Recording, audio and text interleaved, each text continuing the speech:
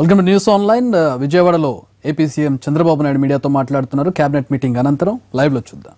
నేను ముందు చెప్పినాక మళ్ళీ ఈ సమస్యలు ఏమొస్తున్నాయో కూడా చెప్తాను.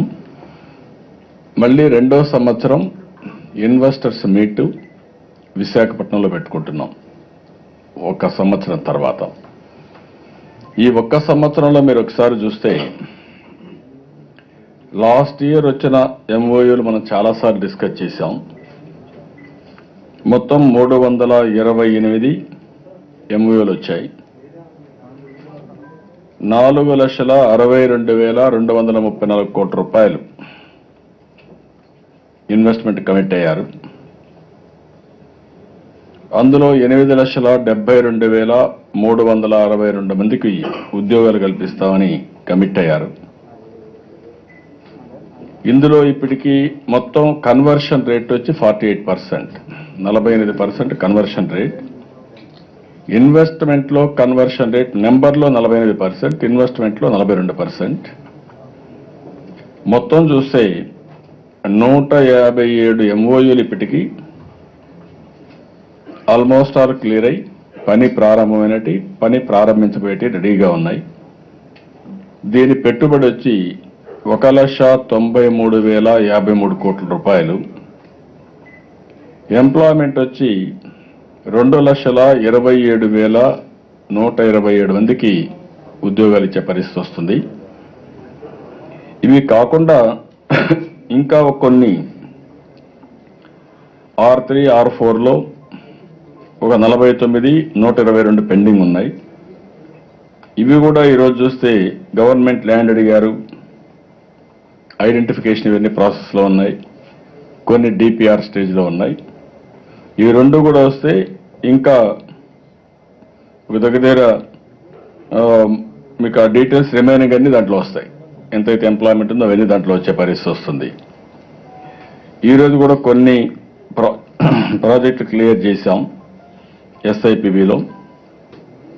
ఈరోజు ఒక 11 ఇందులో కూడా ఉన్నాయి కొన్ని 11 యూనిట్లు, 10 యూనిట్లు క్లియర్ చేశాం. అపోలో టైర్స్ లిమిటెడ్ చిత్తూరులో 4,025 కోట్లు, 3 ఫేసెస్, 1,400 మందికి employment. Electrona Energy Private Limited solar cell module manufacturing Nellore 3,970 కోట్లు, 2,988 మందికి ఉద్యోగాలు వస్తాయి. Rushil Decor Limited MDF board Visakhapatnam 559 మందికి ఉద్యోగాలు వస్తాయి. 550 పెట్టుబడి, 630 మందికి ఉద్యోగాలు. Veeravahana Udyog Private Limited bus manufacturing అనంతపూర్లో 600 కోట్ల పెట్టుబడి, 7,000 మంది direct indirect employment. Munoth Industries Limited lipo batteries చిత్తూరులో 500 కోట్ల పెట్టుబడి, 1,700 మందికి ఎంప్లాయ్మెంట్ వస్తుంది. ఇవి కాకుండా చిన్న చిన్న సమస్యలు ఉంటే అవన్నీ కూడా క్లియర్ చేశాం. Dixon technologies India private limited Chittoor 1,200 కోట్లు, 500 మందికి ఉద్యోగాలు. బ్రిటానియా ఇండస్ట్రీస్ లిమిటెడ్ చిత్తూరులో కుప్పం దగ్గర 145 కోట్ల ఇన్వెస్ట్మెంట్, 900 మందికి ఉద్యోగాలు. రైజింగ్ స్టార్ మొబైల్ మ్యానుఫ్యాక్చర్ చిత్తూరులో 100 కోట్ల పెట్టుబడి, 2,000 మందికి. పార్లే ప్రోడక్ట్స్ ప్రైవేట్ లిమిటెడ్ చిత్తూరులో 145 కోట్లు, 180 మందికి ఉద్యోగాలు. రామ్కో సిమెంట్ కర్నూలులో కొలిమిగుండ్ల 1000 కోట్ల రూపాయల పెట్టుబడి, 300 మందికి ఉద్యోగం. ఇవన్నీ కూడా క్లియర్ చేశాం. ఒక్క Foxconn for the last 2 years వచ్చిన తర్వాత 9,000 మందికి ఇప్పుడు ఉద్యోగాలు వచ్చాయి. 9,000 మంది ఒక ఫాక్స్కాన్లో మన దగ్గర పనిచేసే పరిస్థితికి వచ్చారు. ఇంకా ఇవి కాకుండా డిఫరెంట్ టైమ్స్లో వచ్చినట్టు కూడా డిఫరెంట్గా ఉన్నాయి. మనకు వచ్చినటువంటి ఎప్పుడెప్పుడు పెట్టుబడులు వచ్చాయి, ఇది నేను రివ్యూ చేసిందన్నీ కూడా మీకు ఒక ఇన్వెస్టర్స్ సమావేశంలో వచ్చాయి. సిఐ గవర్నమెంట్ ఆఫ్ ఆంధ్రప్రదేశ్ చేసినటువంటి ఇన్వెస్టర్స్ మీట్లో వచ్చాయి మాత్రం. ఇవి కాకుండా రెగ్యులర్గా వచ్చినట్టు లాస్ట్ ఇయర్ కానీ లాస్ట్ బిఫోర్ కానీ ఈ మధ్యలో ఈ ఎంఓయూలు కాకుండా కొన్ని బయట కూడా చేసినట్టు ఉన్నాయి. అవి కూడా కొన్ని వచ్చాయి. అవన్నీ కూడా ప్రాసెస్లో ఉన్నాయి, గ్రౌండ్ అయినాయి. ఆ డీటెయిల్స్ కూడా రేపు ఇస్తే మా వాళ్ళు తయారు చేయమన్నాను. కొన్ని రాలేదు, కొన్ని ఇస్తాం. అదే మరిగా రేపు మళ్ళీ సమాయత్తం అయ్యాం ఎల్లుండికి 2 days, ఈసారి 3 రోజులు కాకుండా పార్లమెంట్ సమావేశాలు ముందుకు రావడం, అదే కాకుండా కొన్ని ఎన్ని ఉన్నాయి కాబట్టి 2 days ఎఫెక్టివ్గా పెట్టాలనే ఉద్దేశంతో 2 days పెట్టాం. ఎల్లుండు అరుణ్ జైట్లీ వచ్చి ఇనాగరేట్ చేస్తున్నారు. ఇండస్ట్రీస్ మినిస్టర్ నిర్మలా సీతారామన్ గారు ఉంటున్నారు. అదే మరిగా ఏదైతే వెంకయ్యనాయుడు గారు, ధర్మేంద్ర ప్రధాన్, ఇంకొక పక్కన అనంతకుమార్, గడ్కరీ, పీయూష్ గోయల్, వెంకయ్యనాయుడు, అశోక్ గజరాజు, మిస్టర్ చౌదరి, వీళ్ళందరూ కూడా ఒక 8 మంది 10 మంది సెంట్రల్ మినిస్టర్స్ అందరూ వస్తున్నారు. ఈ ఇండస్ట్రీకి సంబంధించిన అందరూ కూడా వస్తున్నారు. అదే మరిగా మనం కూడా ఇన్వెస్టర్స్ అందరినీ కూడా రేపు ఎల్లుండి అవన్నీ డీటెయిల్స్ అక్కడే ఇస్తాం మీకు, ఎంతవరకు పెట్టుబడులు వస్తాయని.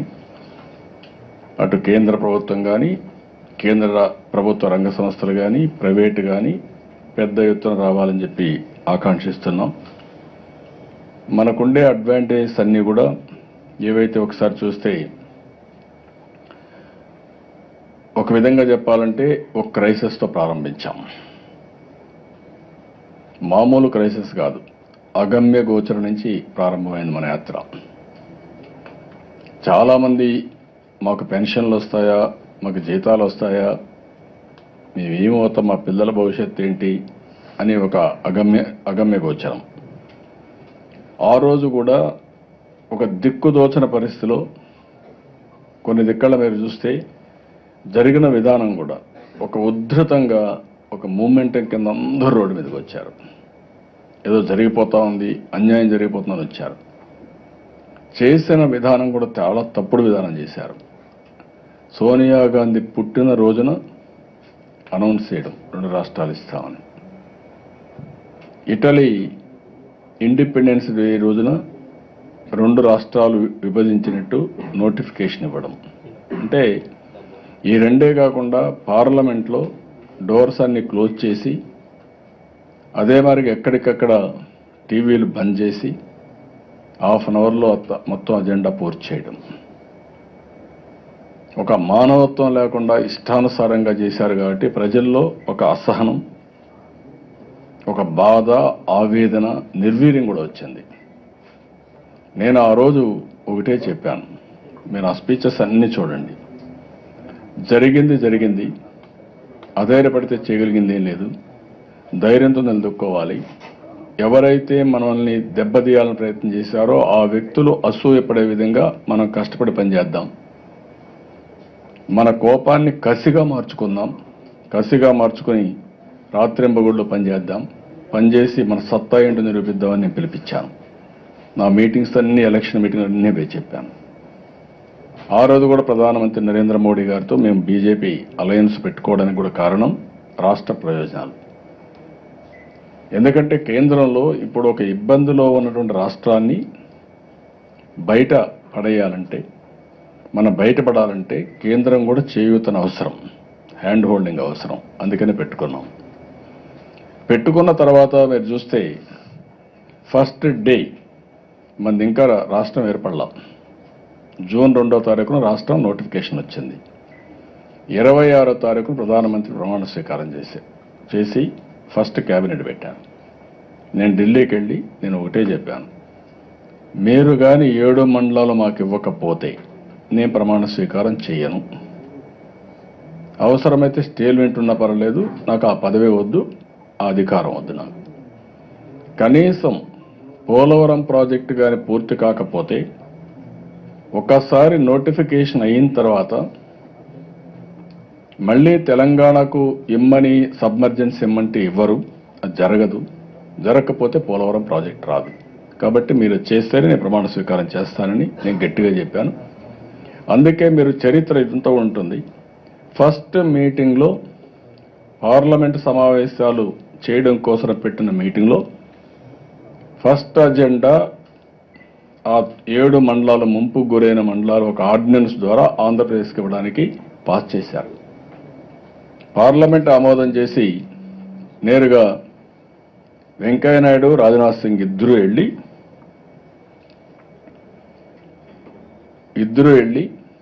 మొత్తం కూడా ప్రెసిడెంట్ గారికి చెప్పి, ఎందుకంటే మళ్ళా రిజెక్ట్ చేస్తారో అని, ఆయన యాక్సెప్ట్ చేసిన తర్వాత ఆర్డినెన్స్ పంపించి కన్సెంట్ తీసుకున్న తర్వాతనే పార్లమెంట్ సమావేశాలు సమన్ చేశారు. That is the victory. అందుకే ఈరోజు పోలవరం ప్రాజెక్ట్ ఒక రియాలిటీ అయింది. అప్పుడు ఎవరికి తెలియదు, వీళ్ళకు ఇప్పుడు మాట్లాడే వాళ్ళు ఎవరికి ఇది చేయాలి, ఇది అవుతుంది, లీగల్ ప్రాబ్లం కూడా ఎవరికి తెలియదు. అక్కడి నుంచి ప్రారంభమైంది. నేను కూడా గమనం ఉంటే నాకు అనుభవం లేకుండా 2వ తారీఖు ఆనందంగా ఓకే నేను కూడా ప్రమాణ స్వీకారం చేద్దాం, హ్యాపీగా ఉందాం అనుకోనుంటే అయిపోయింది, ప్రాజెక్టే వచ్చేది కాదు. అక్కడి నుంచి ప్రారంభించాం. ఈరోజు నేను మొన్న కూడా చెప్పాను, ఇంకా కొంతమంది మాట్లాడుతున్నారు. నేను ఈ ఫిగర్స్ అన్నీ ఇచ్చాను, విత్ అడ్రస్లు ఉన్నాయి మీకు. What more you want? మీకు దగ్గర ఇన్ఫర్మేషన్ ఉంది, you tell me with evidence. ఫలాని రాష్ట్రంలో దీనికంటే ఎక్కువ వచ్చాయి అని మీరు చెప్పగలిగి చెప్పండి. గంటల తరబడి మైక్ తీసుకొని ఇష్ట ప్రకారం తప్పుడు ప్రచారాలు మాట్లాడడం, ఇష్ట ప్రకారం నోరు బారేసుకోవడం అది మంచిది కాదు. మీ దగ్గర సమాచారం అంటే ఎవ్రీడే మనం చూస్తూ ఉంటాం, ఏకవచనం, బూతులు మాట్లాడడం, ఇష్టానుసారంగా నోరు బారేసుకోవడం. అంటే ఇది చేస్తే పెద్ద లీడర్లు అవుతాం అనుకుంటున్నారు. లీడర్లు కారు మీరు. వాస్తవాలు పెట్టుకొని మీరు ముందుకు పోతే మనం నేను చూశారు మీరు వంశధార. నాకు బాధ కలిగింది మా వాళ్ళు చేసిన పనికి. నేను అపాలజీ చెప్పాను. తప్పు జరిగినప్పుడు రైతులకు క్షమాపణ చెప్పడం తప్పు లేదని ఉద్దేశం చెప్పాను. నిన్నటి నుంచి మా వాళ్ళు పోయారు, ఇస్తున్నారు, మంత్ ఎండ్ క్లియర్ చేస్తున్నాం. ఇంకా 1-2 పేపర్లు అయితే నేను నిన్న అటా చూస్తే ఇప్పుడే జరుగుతుంది ఇచ్చారు టీవీలో. అయిపోయిన దాన్ని కూడా ఇప్పుడు కూడా జరుగుతుందని ఇచ్చే పరిస్థితికి వస్తున్నారు. ఓకే, నిన్న మార్నింగ్ లోపల నేను ఇంటర్వ్యూని కాకముందు జరిగింది వేరే. అక్కడి నుంచే ఈ పాలసీ ప్రారంభమైంది. ఈ పాలసీ రాష్ట్రం అంతా కూడా అమలు చేశాను నేను. అలాంటి సమయంలో ఈరోజు నేను చాలాసార్లు అడిగాను, ఏ జీవో కింద ఎవడన్నా మాట్లాడితే దానికి ఒక ఇది ఉండాలి కదా, ప్రత్యేక హోదా, పార్లమెంట్లో హామీ, యాక్ట్ కాలా, ఫైనాన్స్ కమిషన్ వచ్చింది, ఫైనాన్స్ కమిషన్ వల్ల మేము చేయలేకపోయాం, అందుకిచ్చే బెనిఫిట్స్ అన్ని మీకు ఇస్తామని చాలా స్పష్టంగా చెప్పారు. నిన్న కూడా నేను ప్రధానమంత్రికి చెప్పాను, అరుణ్ జైట్లీకి చెప్పాను, అమిత్ షాకి చెప్పాను, ఇమ్మీడియట్గా చట్టబద్ధ చేయండి, మీరు చెప్పింది జరగాలని చెప్పాను. నేను అవి చేసిన తర్వాత మీరు ప్రతిరోజు 100% ఇన్కమ్ ట్యాక్స్ వస్తుంది, ఏదో వస్తుంది, ఎక్కడి నుంచి వస్తుంది, ఏ జీవోలో ఉంది, ఈ షోని. That is what I'm asking. అంటే మీరు ఈ విధంగా తప్పుడు ప్రచారం చేస్తే ఎవరైనా ప్రజలు మోసపోతారు, లేకుంటే అమాయకులైన పిల్లలు ఉంటారు, వాళ్ళకేం తెలియదు, ఎమోషన్లో ఉంటారు. అన్యాయం జరిగింది అంటున్నారు. నేను అడుగుతున్నా, అన్యాయం జరిగితే I'm the first man, I'm not going to tolerate anybody. నాకేంటి భయం ఏంటి? నాకంటే గొప్ప సీనియర్స్ ఎవరున్నారు ఇప్పుడు పాలిటిక్స్లో? నాకంటే ఎప్పుడు నేను 95లో నేను సీఎం, ఎన్నో గవర్నమెంట్లు ఏర్పాటు చేశాను. యునైటెడ్ ఫ్రంట్, అంత మునిపి ఎన్డీఏ, అంత మునిపి ఎన్ఎఫ్, ఇప్పుడు ఎన్డీఏ, ఇన్ని గవర్నమెంట్లో ఉన్నాం.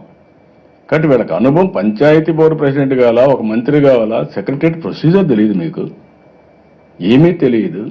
దొంగల కలర్ రాయడం తప్ప ఇంట్లో కూర్చొని అడ్డంగా రాసి అడ్డంగా దొరికిపోవడం, అదే మీరు చేసిన పని. నేను ఆ రోజు కానీ ఈ రోజు కానీ ఒక ప్రొసీజర్కి ఫాలో, క్రమశిక్షణ. ఇంకొక పక్కన మీరు చూస్తే ఎప్పుడు కూడా టెక్నికల్గా తప్పు చేయకూడదు, లీగల్గా తప్పు చేయకూడదు, స్వార్థంతో ఇష్టానుసారంగా ప్రజాధనాన్ని దుర్వినియోగం చేయకూడదు. నిబద్ధతతో ఉన్న ఆ నిబద్ధతే నన్ను కాపాడుతూ ఉంది. ఎంతోమందికి ఎన్నో ఇబ్బందులు వచ్చి నాకు రాలేదంటే దట్ ఈజ్ మై క్యారెక్టర్. అలాంటి ఇది నేను చేసినప్పుడు కష్టపడుతున్నాను, డెఫినెట్గా కష్టపడుతున్నా. I can say very proudly I'm working very hard. ఎందుకు కష్టపడుతున్నానంటే నేను ఒక్కడ కష్టపడితే 5 కోట్ల మందికి వెసులుబాటు వస్తుంది, వాళ్ళ భవిష్యత్తు బాగుపడుతుంది. 2.5 సంవత్సరాల్లో అగమ్య గోచరంగా ఉన్నటువంటి ప్రతి ఒక్కరిని ఒక హోప్ క్రియేట్ చేశాం, ఒక నమ్మకాన్ని క్రియేట్ చేశాం. నిన్న మొన్న నేను చూశాను, జల్లికట్టుకు మన స్పెషల్ స్టేటస్ సంబంధం ఏంటండి? నేను అడుగుతున్నా. మనోడు కోడిపందులు ఆడేశారు శుభ్రంగా. ఏం వదిలిపెట్టారా? ఎవరు చెప్పాలి? దానికి పర్మిషన్ కూడా లేదు. జల్లికట్లో ఏం జరిగింది? ఒక ఆర్డినెన్స్ పాస్ చేసి గవర్నమెంట్ ఆఫ్ ఇండియా పంపించి వాళ్ళు ప్రెసిడెంట్ ద్వారా కన్సెంట్ ఇచ్చారంతే. ఆర్డినెన్స్ ఎవరు పాస్ చేశారు? రాష్ట్ర ప్రభుత్వం. కేంద్ర ప్రభుత్వం ఏం చేశారు? కన్సెంట్ ఇచ్చారు. 7 మండలాలు తెలంగాణ మండలాలు మనం తీసుకున్నాం. ఒక రాష్ట్ర ప్రభుత్వం అపోజ్ చేస్తూ ఉంటే ఎలక్టెడ్ గవర్నమెంట్ కాదు మాకు ఇవ్వాలి, ఇస్తేనే నేను ప్రమాణ స్వీకారం చేస్తానంటే 7 మండలాలు ఇచ్చారు. వాళ్ళు అపోజ్ చేశారు. నేనేమిటంటే అది కూడా వాళ్ళ మీద మన విజయం అని కాదు, మన అవసరం. అది అవసరం కొద్ది వస్తే తప్ప మనకు భవిష్యత్తు లేదు. అందుకని మనం సాధించుకోగలిగాం. అక్కడి నుంచి ప్రారంభించాం. 100% దేశంలో ఎక్కడ లేని విధంగా 100% పోలవరం నేషనల్ ప్రాజెక్టు ఫండ్స్ ఇస్తానని ఒప్పుకున్నారు. 2000 కోట్లు ఇచ్చారు. అది కూడా నాకేదో స్వార్థం ఉందని.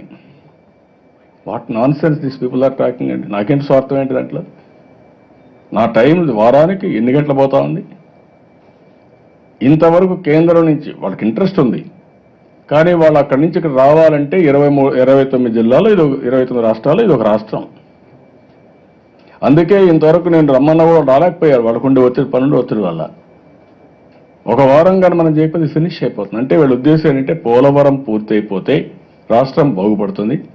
రాష్ట్రం బాగుపడితే వీళ్ళ యొక్క రాజకీయానికి తెరబడిపోతుంది. వీళ్ళ జీవితంలో ఎప్పుడు ప్రజలు నమ్మరు. దానికోసం ఎన్ని విధాలు రోజు రోజుకు ఒక కొత్త వేషం వేస్తున్నారు. నిన్న మొన్న చూస్తే వీళ్ళే బలవంతాన్ని గేట్లు కూడా ఎత్తేస్తున్నారు కడపలో. మొన్నటి వరకు కాదన్న వ్యక్తులు ఇప్పుడు గేట్లు కూడా ఎత్తారు దౌర్జన్యంగా. అది కూడా వైలేట్ చేసి రాష్ట్రాన్ని లా అండ్ ఆర్డర్ కూడా రౌడీజం చేసి. అంత మునుపు అసలు పోలవరం రైట్ మెయిన్ కెనాల్ వల్ల లాభం లేదు, రెచ్చగొట్టడం, నీళ్లే రావు అని మాట్లాడిన వ్యక్తులు ఇప్పుడు నీళ్లు వచ్చే కొందికి వీళ్ళు చూసి ఇంకా ఏమవుతుందని వీళ్ళే పోయి గేట్లు ఎత్తడం, మేమే చేసామని గొప్పలు చెప్పుకునే పరిస్థితికి వచ్చారు. ఇలాంటివన్నీ కూడా చౌకబారు రాజకీయాలన్నీ మంచిది కాదు. ఇలాంటివన్నీ కూడా వదిలిపెట్టాల్సిన అవసరం ఉంది.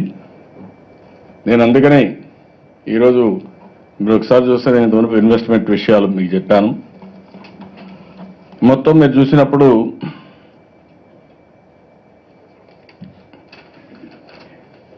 ఎప్పటి నుంచి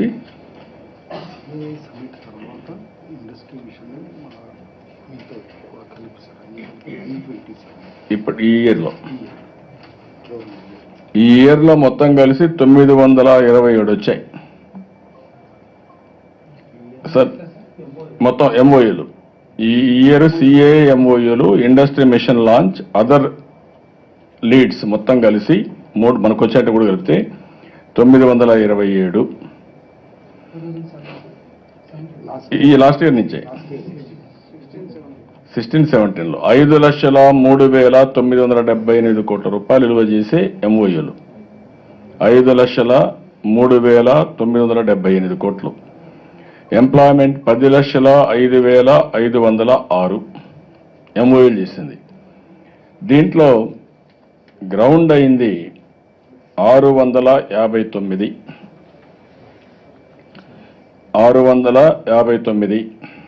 ఇవి గ్రౌండ్ అయినటి రెడీ టు గ్రౌండ్. ఇందులో 2,60,876 కోట్ల రూపాయలు పెట్టుబడులు ఈ 1 ఇయర్లో వచ్చాయి. 2,60,876. దీనివల్ల ఎంప్లాయ్మెంట్ 3,61,917. 3,61,917 మందికి వస్తాయి.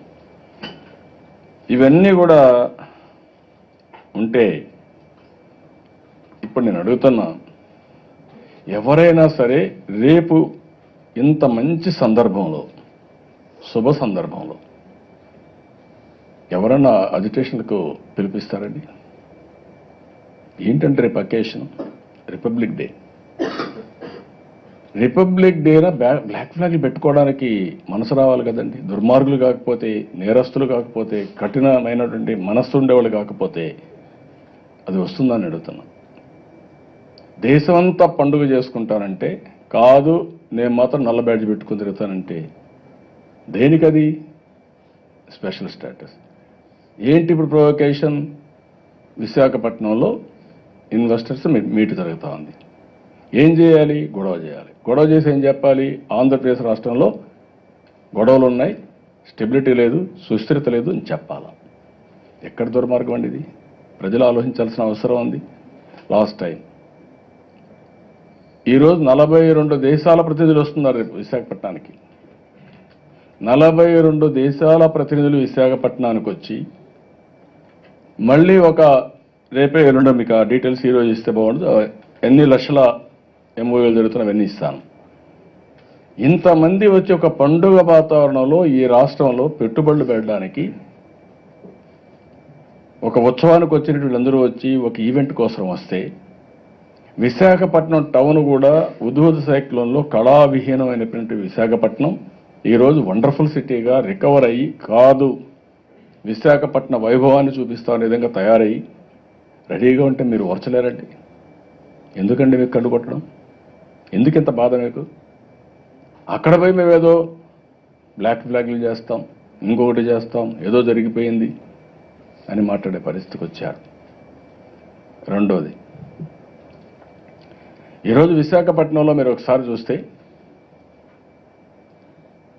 ఏదైతే ఈరోజు వీళ్ళు చేసిన పని కూడా మీరు చూసినప్పుడు, ఇంత మునుపు కూడా ఒక్కసారి మీరు ఆలోచించండి. నేవీ, ఇంటర్నేషనల్ నేవీ ఫ్లీట్ 56 దేశాలకు సంబంధించినటువంటి వ్యక్తులు,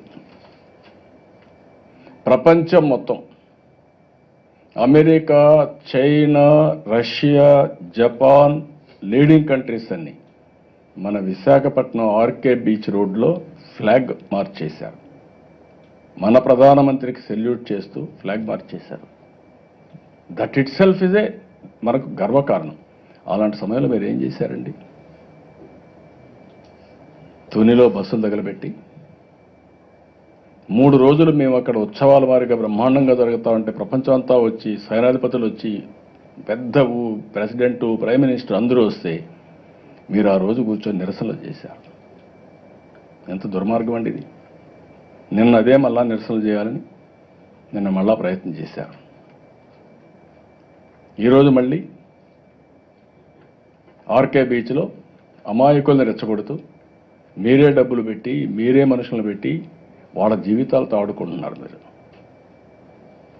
ఎక్కడిదండి ఇది? వాళ్ళ పిల్లలు చదువుకోవాలని, బాగా పైకి రావాలని మనం అనుకుంటే, మన ప్రతిభ ఏంటో మనం చూపించాలని మనం అనుకుంటే, కాదు రెచ్చగొట్టి డబ్బులిచ్చి వాళ్ళను కూడా క్యారీ చేసి ఇష్టానుసారంగా చెడగొట్టాలని మీరు ప్రయత్నం చేస్తారా?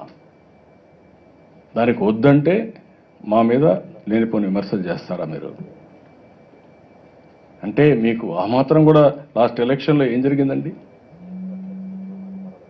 ఎలక్షన్లో పోతే ఇదే మాదిరిగా ఇష్టానుసారంగా వెళ్ళొచ్చి వీళ్ళు పిచ్చగా బిహేవ్ చేసి వీళ్ళని చూసి భయపడిపోయి ఓట్లు వేయకుండా హరిబాబు గెలిపించారు. It is a fact. అలాంటిది ప్రశాంతమైన నగరాన్ని మీరు ఒక నేరమయమైన నగరంగా, లేకుంటే ఒక మంచి వ్యక్తులుండే ప్రాంతాన్ని చెడగొట్టాలి, వాళ్ళలో కొంతమంది కలిసి, ఇప్పుడు ఉదాహరణకు మీరు చూస్తే ఐబీ కూడా నిన్న మేము ఢిల్లీకి వెళ్ళాం. ఢిల్లీ అంతా కూడా కట్టుదిట్టంగా పెట్టారు. ఎందుకు పెట్టారు? ఒక పక్క ఇంటర్నేషనల్ టెర్రరిస్టులు ఉంటారు. మొన్న రిపబ్లిక్ డే జరుపుకుంటే ఆ రోజే సెబటైజ్ చేయాలని చూస్తారు. సంఘ విద్రోహ శక్తులు ఉంటారు. అందుకే ఎక్కడ కూడా ఒక అపశకునం జరగకూడదని, ఎక్కడ కూడా చిన్న ఈవెంట్ జరగకూడదనే ఉద్దేశంతో అన్ని గవర్నమెంట్స్ కూడా అప్రమత్తంగా ఉంటాయి. అలాంటి అప్రమత్తంగా ఉండే సమయంలో మీరు సహకరించి ఒక బాధ్యత కలిగిన రాజకీయ పార్టీలు, రాజకీయ నాయకులను చెప్పుకునే మీరు ఏ విధంగా ప్రవర్తించాలండి? మీ ప్రవర్తన ఏంటి? నేను అడుగుతున్న స్ట్రైట్ క్వశ్చన్. ఇదేనా మీ ప్రవర్తన? ఇదేనా మీరు చేసే విధానం? ఇలాంటి వాళ్ళకు మనం గౌరవం ఇవ్వాలి. ఎక్కడ తీసుకుపోతారండి ఈ సంస్కృతిని మీరు?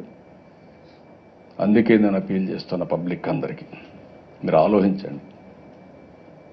నేను నిన్న కానీ మొన్న కానీ ఎప్పుడు పోయినా నేను 10 ఇన్వెస్ట్మెంట్లు తేవాలి, 10 పనులు చేయాలి, 10 తీసుకోవాలి.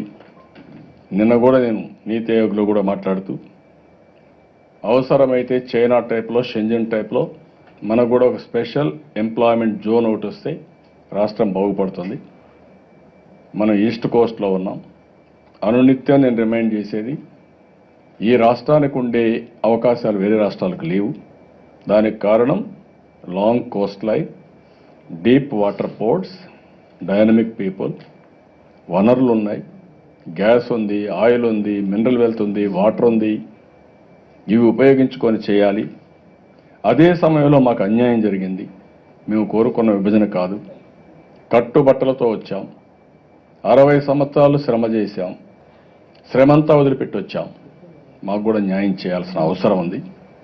మేము చేయన తప్పుకి ప్రజల్ని పనిష్ చేయడం కరెక్ట్ కాదని నేను పదే పదే రిమైండ్ చేస్తున్నా. ఢిల్లీలో కూడా no question of compromise on that. ఇది మన యొక్క హక్కు. మాకు అన్యాయం జరిగింది. ఈ దేశంలో మేము ఒక భాగం. ఈ దేశంలో భాగం అయితే మేము కూడా అందరి మాదిరిగా ఆనందంగా ఉండే విధంగా మీరు ఇది చేసిన తర్వాత మేము అక్కడి నుంచి ఇంకా ఈ దేశానికి అభివృద్ధి కోసం కృషి చేస్తాం. దేశ ప్రగతి కోసం మేము కూడా సహకరిస్తాం, ముందుకెళ్తామని నేను చెప్తున్నా. That is my statement. Even నిన్న మీరు చూశారు డిజిటల్ ఇండియా, డిజిటల్ కరెన్సీలో నేనే రిపోర్ట్ ఇచ్చాను. చాలా హోంవర్క్ చేశాను. ఎన్ని రోజుల్లో ఇచ్చాను? 55 రోజులు ఇచ్చాను.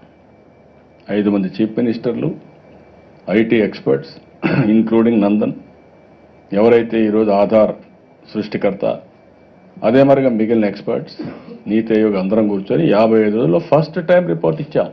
ఇంటర్వ్యూ రిపోర్ట్ ఇచ్చాం. ఫేస్ చేసే ప్రాబ్లమ్స్ అన్నీ ఇచ్చాను దాంట్లో. ఇవన్నీ చేయండి. దీనివల్ల ఎందుకు ఇచ్చాను నేను? మొత్తం ఈ అవినీతి డబ్బులు పోవాలి. మీరు చూడండి నా రిపోర్ట్లో, అవినీతి డబ్బులన్నీ పోవాలి, క్యాష్ ట్రాన్సాక్షన్స్ పోవాలి. 2000 రూపాయలు, 500 రూపాయలు డబ్బులు అనేది మీన్స్ ఆఫ్ ట్రాన్సాక్షన్ ఉండాలి తప్ప ఇది హోర్డింగ్ వెల్త్గా ఉండడానికి వీలు లేదు. ఇప్పుడు ఏం జరుగుతుంది? వీళ్ళు 2000 రూపాయలు, 1000 రూపాయలు ఉంటే ఇంట్లో కట్లగా పెట్టుకొని 100,000 కోట్ల రూపాయలు దోచేశారు. ప్రతి ఒక్క పైసా కూడా ఆన్లైన్ ట్రాన్సాక్షన్ వస్తే ఎవడు తప్పు చేసినా దొరికిపోతారు. అది బిజినెస్ పీపుల్ కావచ్చు, రాజకీయ నాయకులు కావచ్చు, ఎవరైనా. That is where I'm trying. ఈ దేశంలో అది రావాలి. అందుకే జిఎస్టీ రావాలన్నాను, మొబైల్ కరెన్సీ రావాలన్నాను. ఈ రెండు వస్తే ట్రాన్స్పరెన్సీ వస్తుంది, కరప్షన్ కంట్రోల్ అవుతుంది, దేశానికి భవిష్యత్తు ఉంటుంది, యువతకు ఉజ్వల భవిష్యత్తు వచ్చే అవకాశం ఉంది. నేను ఇవన్నీ చేస్తా ఉంటే నా మీద ఆరోపణలు. కనీసం 5 సంవత్సరాలు అధికారంలో ఉండి ఇన్ని తప్పులు చేయగలిగారు. రాష్ట్రంలో ఎవరికి రాని అవకాశం నాకు వచ్చింది. సమైక్య ఆంధ్రప్రదేశ్లో అతి ఎక్కువ సమయం నేనే ముఖ్యమంత్రి, అతి ఎక్కువ సమయం ప్రతిపక్ష నాయకుడు నేనే, మళ్ళా ఇప్పుడు ముఖ్యమంత్రి. మా ఇంట్లో మా ఫాదర్ ఇన్లా ఎన్టీఆర్ 8 ఇయర్స్ ముఖ్యమంత్రి. ఎందుకు ఇచ్చారండి అధికారం? నీతి నిజాయితీగా ఉన్నాం కాబట్టి, సర్వీస్ చేస్తున్నారు కాబట్టి దానికి ఇచ్చారు. మీరు 5 ఏళ్ళు పెట్టుకొని ఇన్ని తప్పులు చేసి ఇష్టానుసారంగా వాళ్ళు వెళ్ళడం, కాంగ్రెస్ పార్టీ రాష్ట్రాన్ని భ్రష్టు పట్టించి అరాచకాలు సృష్టించి మీరు మాట్లాడడం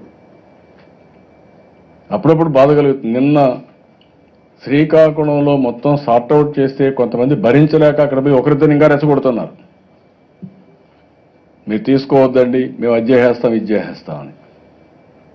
ఇలాంటివి రాణించవు, లాంగ్ టర్మ్లో పనిచేయవు. ఆ విషయం ప్రతి ఒక్కరు గుర్తుపెట్టుకోవాల్సిన అవసరం ఉంది.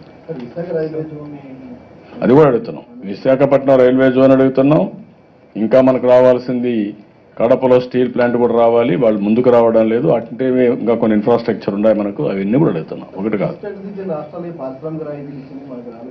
ఎక్కడుందన్నా, ఎక్కడుంది చెప్పండి. మీకు అది చదవండి మీరు మొత్తం. అడేం చెప్పారు?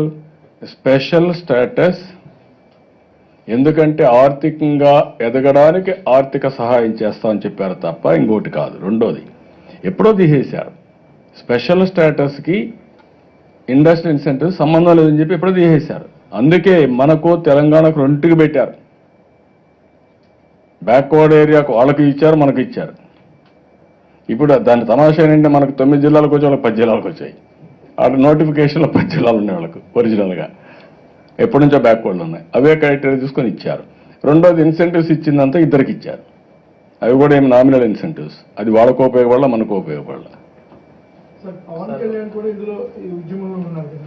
నేను ఒకరిని కాదు అందరికీ చెప్తాను, నేను అప్పీల్ చేస్తున్నా, పేరెంట్స్ డైరెక్ట్గా అప్పీల్ చేస్తున్నా, స్టూడెంట్స్ డైరెక్ట్గా అప్పీల్ చేస్తున్నా. నేను ఒక్క విషయం కాదు, ఒకరు కాదు, ప్రతి ఒక్కరు అవగాహన చేసుకోవాల్సిన అవసరం ఉంది. ఓకే, మీకు రాజకీయం చేస్తే నేనేం సమాధానం చెప్పలేను. నేను అడుగుతున్నా, నన్ను ఎడ్యుకేట్ చేయమంటున్నా అందరినీ. స్పెషల్ స్టేటస్ వస్తే ఏమొస్తుందో మీరు చెప్పండి. నాకు ఆత్మగౌరవం, ఓకే, నాకు ఆత్మగౌరవం లేదు, మీకు అందరికంటే ఎక్కువ ఉంది. ఆత్మగౌరవం Telugu Desam party from the beginning we are for it. నాకు హైకమాండ్ ఎవరున్నారండి రాష్ట్రంలో? ప్రజానికో నాకు హైకమాండ్. నేను ఎవరికి భయపడాలి, ఎందుకు భయపడాలి? ఎవరు చేయలేరు, ఎవరు గతంలో ఉన్నప్పుడు ప్రభుత్వం ఎట్లా ఉండేది కానీ ఇప్పుడు చూస్తే నో వాట్ ఐఎమ్ సేయింగ్, నా క్యారెక్టర్ అసాసినేషన్ ఎవడో చేయలేడు. దాడి ఏముంది? జైలు పోయి వచ్చినా నన్ను గురించి విమర్శిస్తే దానికి వ్యాలిడిటీ ఉందా? నువ్వు వేస్తే తప్ప. అది నువ్వు న్యూస్గా చూసుకుంటే వారికి ఎవరేం చేయలేరు. ఎవరున్నారు చెప్పండి? ఒక సీటు గెలిచారు ఉన్నారు, ఎవరన్నా ఒక సీటు గెలిచారు ఉన్నారు మహాడదానికి. మరి వాళ్ళ బాధ, వాళ్ళ అక్కసు, వాళ్ళకేదో రాజకీయ ప్రాబల్యం పోయిందనో, తెలుగుదేశం పార్టీ ఇంకా పాపులర్ అవుతుందనో, అన్ని పనులు అయిపోతానో వాళ్ళు బాధపడుతుంది. దానికి మనం ఏ సమాధానం చెప్తాం? That is where I'm saying. వీళ్ళేంటి, ఒక వ్యక్తిని చెప్పండి, మేమున్నాం ఈ రాష్ట్రంలో, నేను ప్రజల కోసం ఉన్నాం, పాయింట్అవుట్ చేయండి. ఈ తప్పు ఉంది చెప్పమనండి. తప్పులు లేకుండా మాట్లాడడం ఏంటి? పవన్ కళ్యాణ్ గారు మిత్రపక్షంగా ఉన్నారు. బడ్జెట్ లో తేడాలు వచ్చినప్పుడు, కేంద్రంతో ఇబ్బంది వచ్చినప్పుడు మీతో కూర్చొని మాట్లాడండి. ఆయన కూడా ఈ రోజు అపోజిట్ నిలబడి చేయడం వాట్ ఐఎమ్ సేయింగ్, నేను ఏమంటే ఒక్కొక్క వ్యక్తి ఒక్కొక్క ఆలోచన ఉంటుంది, ఒక్కొక్క వ్యక్తికి రాజకీయంగా ఒక్కొక్క వ్యూహాలు ఉంటాయి. దాన్ని నేను కాదనలేను. నేనేమంటానంటే నేను చేసేది ప్రజల కోసం చేసినప్పుడు I have to communicate to the people, అంతవరకే. ఆయన మంచి చెప్పాడు, ఎస్, మన కిడ్నీ విషయం చెప్పాడు, డెఫినెట్గా ఐ విల్ యాక్సెప్ట్. పవన్ కోసం ఎందుకు అడుగుతావు నువ్వు? ఎందుకు నీకెందుకు? నేను చెప్పింది నాకు ఆలోచించి. ఎవరైనా నేను ఒక ముఖ్యమంత్రిగా I have to communicate to the people, I have to tell to the people what is happening. ఒకటి వచ్చినప్పుడు జల్లికట్టుకు స్పెషల్ స్టేటస్ సంబంధం లేదు, దానికంటే బెటర్గా మనం చేయగలిగాం. స్పెషల్ ప్యాకేజ్ కంటే ఇంకా ఏమొస్తుందో చెప్పమని అసెంబ్లీలోనే మేధావులైన కౌన్సిల్లోనే చెప్పాను నేను. అక్కడ చెప్పండి, మీరు ఏమైనా ఉంటే చెప్పని అందరిని అడిగాను నేను. మీరు మేధావులు కదా, మీరు చెప్పండి అన్నాను. ఎవరు ఏమని? అవునయ్యా, ఇప్పుడు నీకేం కావాలా? నీకెందుకు నీకేం కావాలి? ఇప్పుడు ఒకే వాళ్ళు చెప్పారు, వాళ్ళు ఇవ్వలేదు. ఇప్పుడు ఏం చెప్పాను, నేనేం చేశాను? స్పెషల్ ప్యాకేజ్ ఏనయ్యా, స్పెషల్ ప్యాకేజ్. స్పెషల్ ప్యాకేజీలో వచ్చినట్టు స్పెషల్ స్టేటస్ వచ్చిన స్పెషల్ ప్యాకేజీలు వచ్చాయి. What you want? ఇన్వెస్ట్మెంట్ చెప్పా, ఇన్వెస్ట్మెంట్ ఎక్కడ ఉంది చెప్పు. రే ఎక్కడుందని చెప్పండి, అది స్పెషల్ స్టేటస్ లో ఉందా? రే ఇనయ్యా, అది ఒకప్పుడు ఒరిజినల్ గా ఇచ్చినప్పుడు ఉంది, తర్వాత లేదు, తీసేశారు. కాదు, మధ్యలోనే స్పెషల్ స్టేటస్ కి రాయితీలకు సంబంధం లేకుండా తీశారు. నీ దగ్గర జీవో ఉందా? I'm asking you. నువ్వు నాకంటే తెలివైనడుగా చూపి, ఎక్కడుందో. కంటిన్యూ అవుతా ఉందని మీరు చూపించండి నాకు, నేను అడుగుతాను. పోనీ నీకోసం కాదు, నేను అడుగుతాను. ఎవరో దారిని పోయేవాడు చెప్తే నువ్వు నమ్మతావేంటి? యూ ఆస్క్ హిమ్, ఎక్కడుంది, ఏ జీవో? సీఎం గారు అడిగారు, మీరు జీవో ఇవ్వండి, ఆయనకి ఇస్తాం. ఆయన కూడా ఫైట్ చేస్తాడు, నేను ఫైట్ చేస్తాం. Then what is the right you are having to right? What is the right they are having to comment on that? Special ఇన్సెంటివ్కి స్పెషల్ స్టేటస్ సంబంధం లేదు, ఉందని చెప్తాను. ఎక్కడుంది చూపి. స్పెషల్ ప్యాకేజీలో వాళ్ళు చెప్పినట్టు కాకుండా ఏం వస్తే చెప్పు. నేను asking straight question. Then what is your problem? That is where I am asking. నువ్వు ఏదో వితండవాదంతో ఆర్గ్యూ చేయాలంటే దేవుడు కాపాడాలి నిన్ను, నేను కూడా కాదు.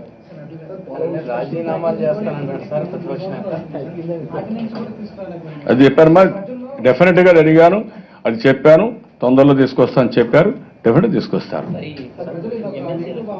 వస్తుంది మరి, దానికి నేను డెఫినెట్గా మనకు డబ్బులు రావాలని అన్ని తీసుకున్నాం. మనం కూడా ఒక 350 కోట్లు మళ్ళీ ఇన్స్టాల్మెంట్ వచ్చింది. రాజధానికి ఇంకో 450 కోట్లు అది కూడా రిలీజ్ చేయాలి, చేపిస్తున్నాను.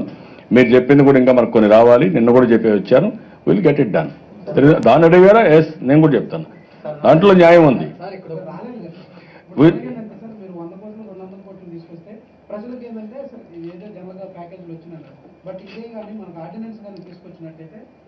ఆర్డినెన్స్ కాదమ్మా, క్యాబినెట్ డెసిషన్.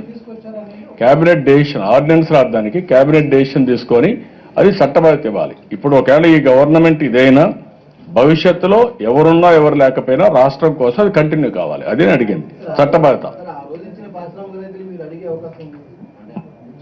మెకేజ్లో లేకపోయినా హోదాలో లేకపోయినా ఉత్తరాఖండ్కి వాళ్ళకి ఎలా ఇచ్చారో ఆంధ్రప్రదేశ్ నష్టపోయింది. అరే మనం అడుగుతున్నాం, వాళ్ళు ఇవ్వనన్నారు. ఇవ్వకపోతే ఏం చేస్తే తెలంగాణకి ఇచ్చాం, మీకు అయ్యే ఇచ్చామన్నారు.